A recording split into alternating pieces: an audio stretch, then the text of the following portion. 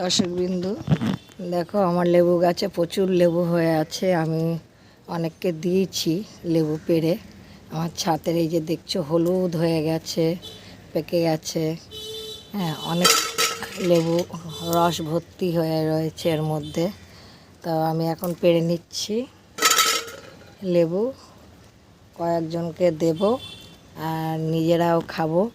দেখো ছাদ বাগানে এই যে লেবু গাছ বা যে কোনো ফলের গাছ যদি তুমি করো, প্রচুর পরিমাণেই যদি একটু যত্ন নাও ঠিকভাবে, তাহলে অনেক হবে। কিন্তু কথা হচ্ছে, তার থেকে বড় কথা, কারু পাশে গিয়ে বসে সময় নষ্ট করে তোমার সেখানে আরও দুটো সময়ও নষ্ট হলো, দুটো আবার কে কি উল্টো পাল্টা কথাবার্তা বলল, তুমি আবার সেগুলোকে করলে, আবার সেইগুলো নিয়ে অনেক কিছু হয়। ওর চাইতে তুমি সময় কাটাও গাছপালার সঙ্গে, প্রকৃতির সঙ্গে সময় কাটালে তোমার মনে শান্তিও পাবা, তৃপ্তিও পাবা।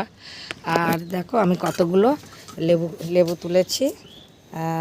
এগুলো সবই ভালো লেবু, সুন্দর লেবু দেখতে পাচ্ছ।